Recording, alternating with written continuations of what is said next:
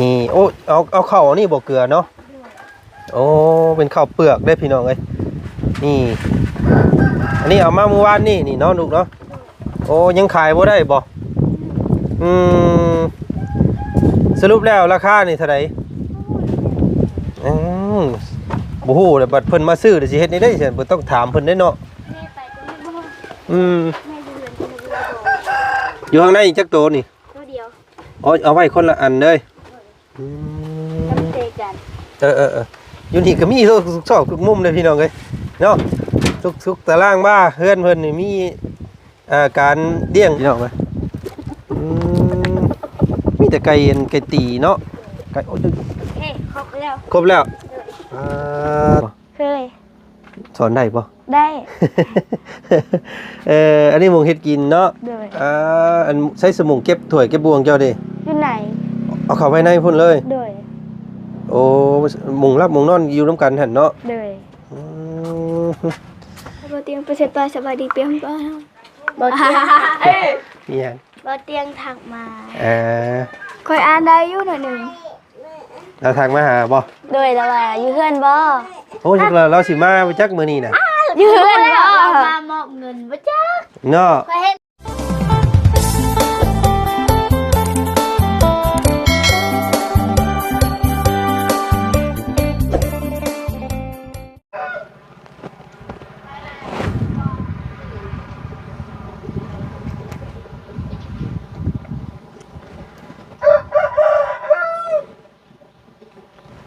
ภาพมาพี่น้องเลยการได้ยินเสียงไก่กาขัน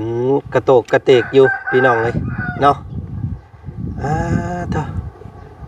เนาะมื้อวานนี่พี่น้องเลยทางบ่าวจันมาพบพ่อน้องแต่งจริงเพิ่นมาแต่สวรรค์พี่น้องเลยเนาะมาพร้อมไก่มื้อวานนี่แล้วก็มี FC หลายคนเนาะเพิ่นว่าอยากให้ทางบ่าวจันสัมภาษณ์ที่ละคนในเด้อว่าซั่นพี่น้องเห็นน้องเพิ่นสัมภาษณ์อยู่นํกันแหละมันสารวนโพดเพิ่นว่าพี่น้องเนาะมื้อนี้ทางบ่าวจันก็เลยพาพี่พาน้องพามา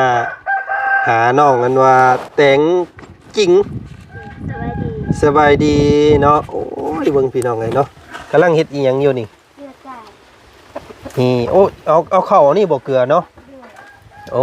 เป็นข้าวเปลือกได้พี่น้องเอ้ยนี่อันนี้เอามาเมื่อวานนี่เนาะลูกเนาะโอ้ยังขายบ่ได้บ่สรุปแล้วราคานี่เท่าไหร่บ่ฮู้เลยบัดเพิ่นมาซื้อเดี๋ยวสิเฮ็ดนี่ได้ซั่นบ่ต้องถามเพิ่นได้เนาะอยู่ข้างในจักโตนี่ตัวเดียวเอาไว้คนละอันเลย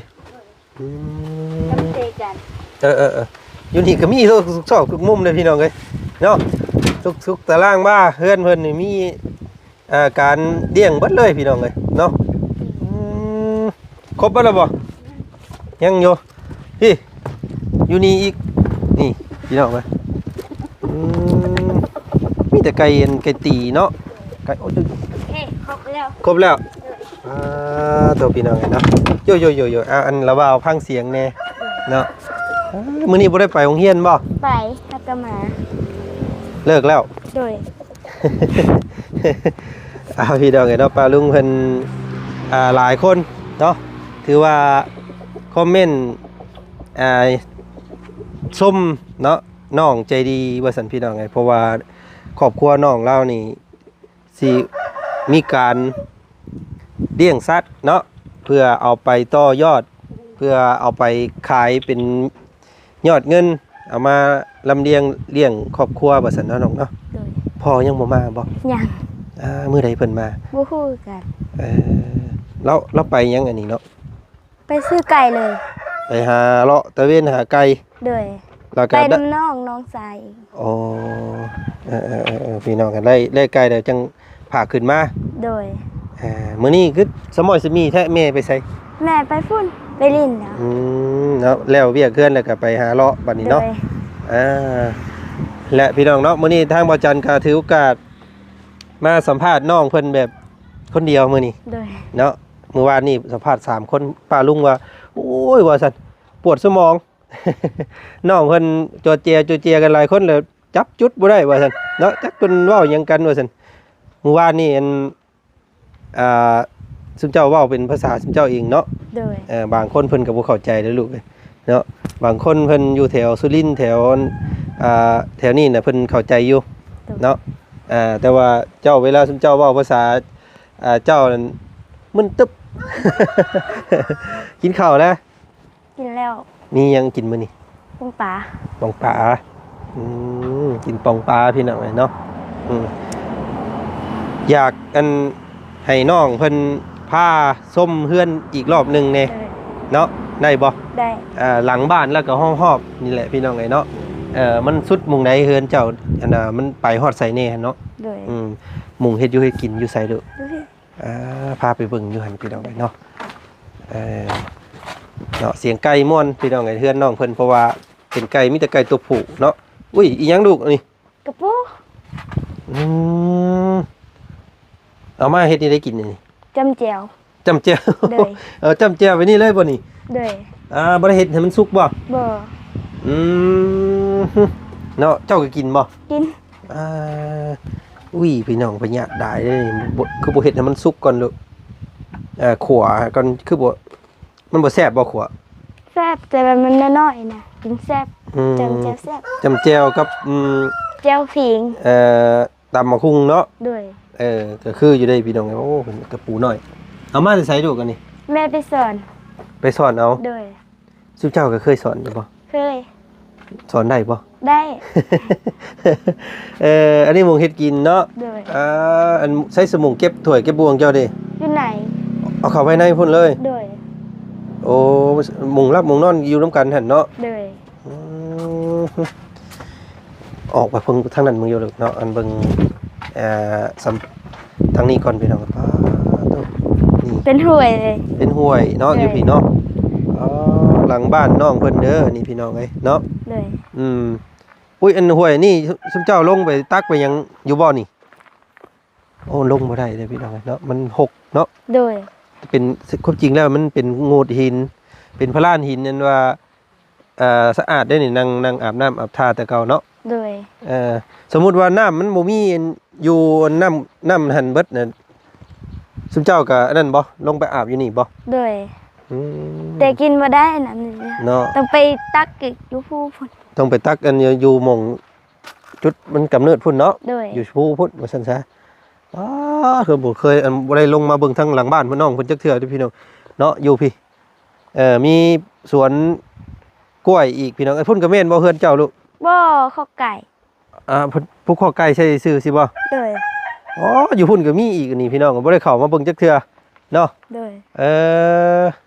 นี่ต้นนี้ยังนี่ แข้ง แข้งบ่ โดย บ้านเจ้าก็เอิ้นคือกันบ่ อะไร ฮะ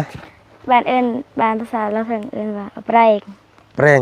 โดย แปลง อันแซ่บเด้อนี่ว่าจันมักเลยพี่น้องไงนี่เนาะ กินดิบก็ได้มันสุก แม่นกินกับอันแกงหน่อไม้โอ้ยแซ่บนี่พี่น้องไงเนาะเฮาหนึ่งเฮาแกง มันสุก โอ้ต้นบักใหญ่ต้นบักแข้งหลังบ้านน้องเพิ่นเด้อพี่น้องไงเนาะเอามื้อนี้พาเบิ่งพาส้มเดี๋ยวพาพี่น้องมาส้มมันบริเวณหอบเพื่อนน้องเพิ่นเนาะไอ้อันป้าลุงเบิ่งโอ้อยู่พุ่นกับไก่อีกนี่พี่น้องไงเนาะมีบ่อยู่หั่นกะ มีตัวเดียว ถ้าว่ามันมาหลายๆแต่ก็เฮายังขายบ่ได้เฮาก็แบ่งเข้าไปพุ่นน้ำเนาะ โดยบางเทื่อก็พ่อแกไปขายอยู่เวียด อ๋อเจ้ากินได้บ่นี่ กินได้ โอ้พี่น้องเอ้ยเนาะอันนี้เฮือนไผซะอันนี้ เพื่อนเขาเจ้าอ่ะ อ๋อมีคนอยู่บ่ กลางคืนมีคนอยู่ อ๋อกลางคืนได้เพิ่นมา โดย กลางเว้นสิแหละเพิ่นบ่มีคนเนาะ โดย เอามื้อนี้มารีวิวบ้านน้องเพิ่นให้เบิ่งพี่น้องเอ้ยเนาะแต่ว่ากลางคืนมานี่พ่อกับแม่เจ้าอยู่นี้เนาะ โดย แล้วก็น้องบ่น้องจักคน 3 คน 3 คน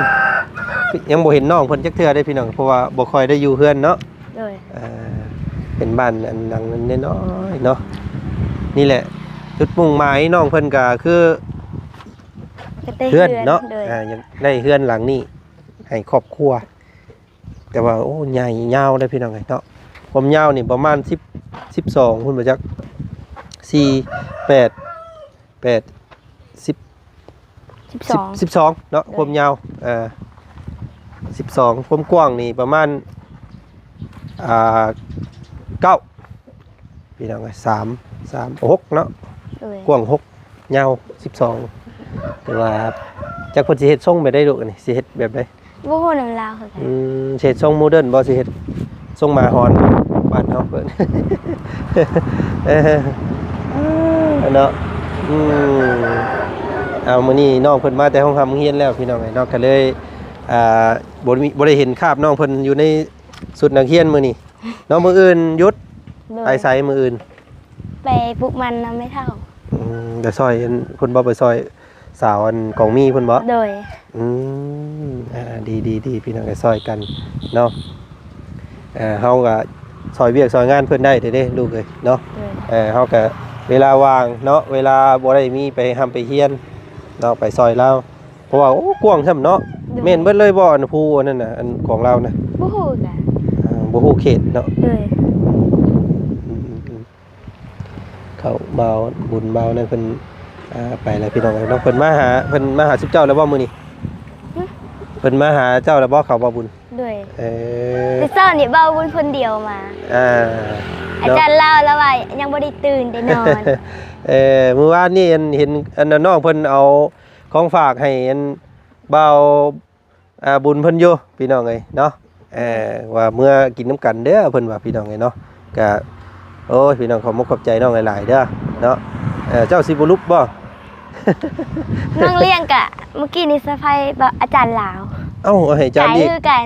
ไก่วันนี้แล้วเอาอยู่บ่บัดนี้แล้วว่าพาก้อนมื้ออื่นมา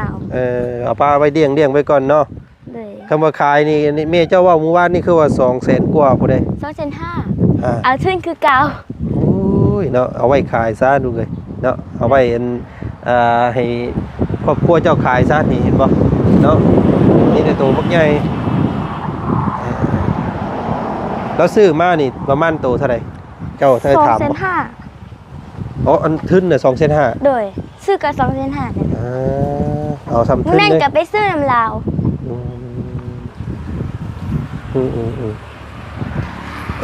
มื้อวานนี่ระเบาเห็นคนเวียดเนาะคนเวียดเพิ่นมาจอดอยู่หน้าบ้านเจ้านี่เพิ่นเอิ้นถามน้องอันนั้นเพิ่นก็ได้ยินอยู่เมื่อวานนี่พี่น้องเจ้าเว้าเวียดก็ได้บ่ฮะบ่ได้เลยเอ้าอันน้องเลี้ยงเราเว้าได้บ่เราเว้าได้แต่กินข้าวเอาเมื่อวานนี่เราว่าเพิ่นถามข่อยเพิ่นถามอ้ายนี่ว่าไปเซโปนบ่พี่น้องเนาะไกลบ่นะอีกดนบ่นะเป็นภาษาเวียดอาจารย์ก็งงเลยพี่น้องไงเมื่อวานนี่เนาะส่วนหลายอยู่พี่อยากเว้าภาษาเวียดได้เนาะแม่เจ้าเว้าได้บ่บ่ฮู้นำลาวยันได้แล้วนี่แม่กับพ่อเจ้าทุ่งสิเก่งเลยนี่พี่น้องเอ้ยเพราะว่าเราไปขายไก่อยู่เวียดเรื่อยเด้เนาะคือสิได้อยู่เดี๋ยวเฮาสิไปถามเบิ่งน้องเลี้ยงก่อนเนาะอยู่ไสน้องเลี้ยงอยู่บ่อยู่เฮือนป่าๆพุ่นเลยป่ะเนาะน้องเลี้ยงเพิ่นได้ยินอยู่เมื่อวานนี่เพิ่นว่าเพิ่นเว้าได้อยู่เพิ่นว่าเนาะโดยเราเก่งเด้พี่น้องน้องเลี้ยงเว้าเวียดก็ได้เนาะนี่ครับเบิ่งน้องแต่งจริงเนาะ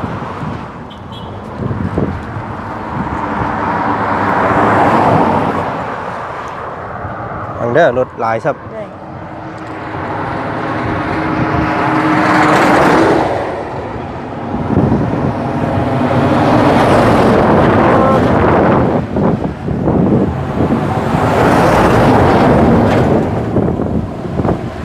ไปเนาะอันน้องอันกองมีไปเฮ็ดเวียกคือเก่าบ่โดยโอ้ยพี่น้องไงเนาะบอกเล่านี่เด้อโดยสิมีคนพุ่งใหญ่ๆอ้วนๆสิมาเซอร์ไพรส์เราแล้วฮู้แล้วบ่เรายังบ่ได้ฮู้แต่ว่าว่าแบบนั้นเราก็ฮู้เลยเนาะมีแต่ลุงเหิมเอาขนมกันแป๊บนึงให้น้องเพิ่นนะ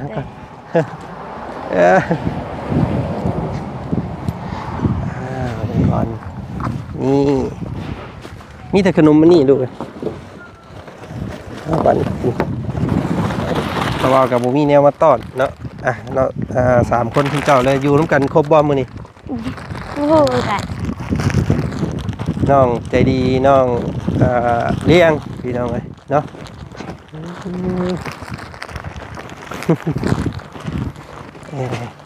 เป็นแผนกเผาบ้านเนาะมาแต่โรงเรียนน่ะก็เผาเพื่อน เลี้ยง สบายดีเนาะสบายดีเด้อปั่นอันหลานนี่เด้อพี่น้องปั่นหลานน้อยกินเน่เนาะ ไม่ไกล เอียงก็อันขนมเพิ่นว่านี่ได้ แก้ว แก้ว เลย ภาษาเวียดได้ลูกว่านี่ได้ขนม แก้ว แก้วคือกัน เลย เอ้ามันคือกันบ่กับภาษาเวียด คือกัน โอ้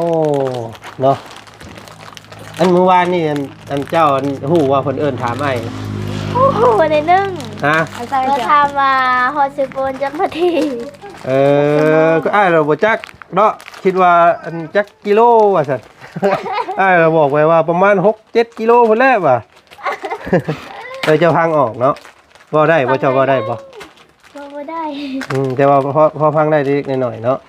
แต่พอตู้เจ้าบ่ได้บ่ ได้ เก่งพากันกินข้าวเบิดแล้วบ่นี่ยังกินนะมื้อนี้อันปองปลาแม่นบ่ มึงก็ เห็นน้องอันน่ะแตงจริงน้องแตงคือบ่เอิ้นแตงจริงลูกคือบ่เอิ้นแตงจริง แตงจริง แตงจริง เลย คือบ่เอิ้นแตงจริง แตงกิ่ง แตงจริงอันสิมีขายอยู่นำตลาดมีขายแตงจริงแตงจริงเนาะเอิ้นเนาะ เลย น้องแตงจริงข่อยแล้วมีแต่คิดว่าน้องแตงจริงตลอดบ่ แต่ แม่น เห็นคนคอมเมนต์อยู่ว่าน้องแตงกิ่ง น้อง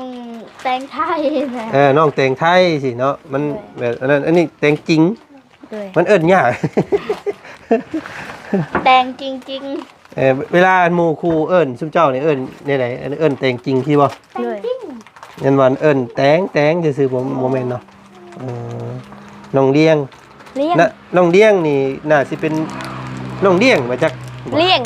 ฮะ เลี้ยง แม่นบ่ เลย เจนพอตู้มีตู้แล้วตั้งชื่อให้เนาะเพราะว่าเราเอามาเลี้ยงเด้เนาะก็เลยชื่อเลี้ยงบางคนบ่เอิ้นเลี้ยง เลย เนาะชื่อเลี้ยงขนาดนั้นลูกเนาะ เนาะอีกคนหนึงเพิ่นไปอันนั้นน่ะไปอันใส่อะไรเมื่อกี้นี่พี่น้อง3คนเพิ่นคำบ่เห็นผู้ใดผู้หนึงแปลกๆแล้วเด้เนาะเห็นอยู่กัน3คนบ่คือว่าครบทีม ปันกินกับบ่มีแนวมาฝากมื้อนี้ว่าสิย่างขึ้นไปหาน้องอันนั้นอีกบ่ไหว ขึ้นแล้ว เนาะเมื่อย เราเอาไปลดยงผู้ขึ้นผู้คือเก่าเมื่อย ไปว่านี่เมื่อนอนจนพลอยเบิดเมื่อย ย่างขึ้นไปไกลด้วยพี่น้องเอ้ยเนาะบ่สิฮอดแต่ว่าสูงเย็นอากาศดีพี่น้องเอ้ย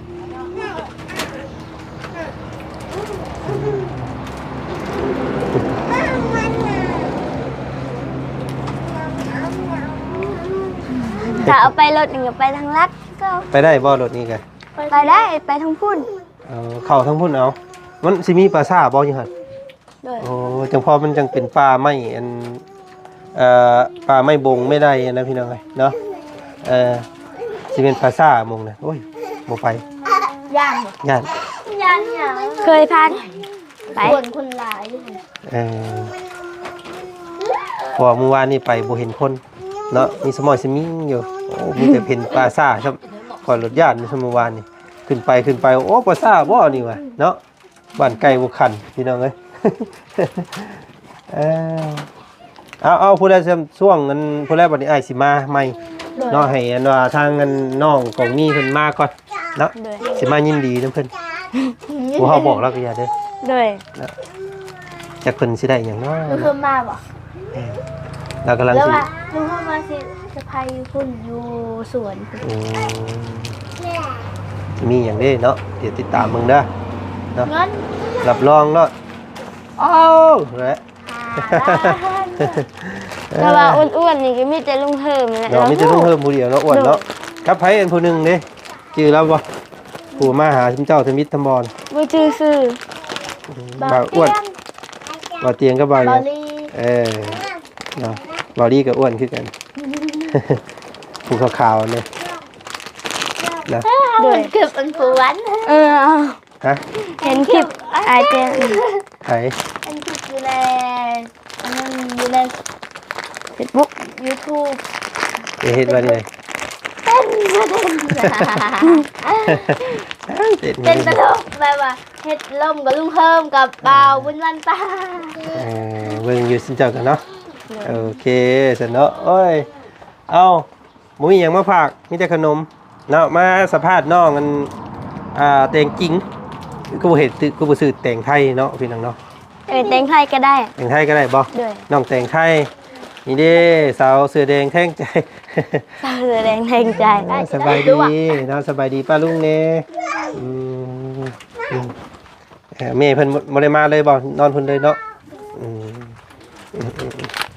เอาโอเคสวัสดีน้องเนาะมีแต่พากันอยู่เฮือนถ่าได้เสยเด้อเดี๋ยวหมู่คู่พวกไอ้เข้ามาไอ้ไปทางอื่นปะก่อนเนาะ ด้วย ไปพุ่นละสิไปหมู่บ้านอื่นนํก่อนพี่น้องเอ้ยเนาะ ด้วย ฉะนั้นสิว่าโอ้ยหาแต่ผู้สาวอันน้อยนี่แล้วว่าซั่น เนาะก็เอาดีใจนํเด้อเนาะที่ว่ามีหลายคู่หลายคนเพิ่นมามอบเงินเนาะ ด้วย น้องเฮียงก็ได้แล้วบ่ได้เท่าไหร่แล้วนี่เพิ่นเท่าไหร่เอามาให้ล่าสุดนี่ เรื่องนี้นะรวมทั้งหมดสบาย เอาล้านหนึงแล้วอ๋อเงินเอาไว้ใช้ลูกบ่ น้องสบายดีน้อง อ๋อเพื่อนในประตูไว้ มือนี่ยู่ไปยู่ เดี๋ยวจะพุกไว้เพื่อนประตูไว้เนาะเก็บไว้ดีๆเด้อไว้ซื้อในยามจำเป็นเด้อน้อง ไปบ่เตียงไปเสร็จไปสบายดีเปียงไปบ่เตียง นี่ฮะ บ่เตียงถักมา เออ ค่อยอ่านได้อยู่หน่อยหนึง เราทางมาหาบ่ โดยแล้วว่าอยู่เฮือนบ่ โอ้ยเราสิมาไปจักมื้อนี้น่ะ อยู่เฮือนบ่ มามอบเงินบ่จ้า เนาะ เขาเห็นแล้วว่าเขาให้ผู้ละ 2,000 บาท โอ้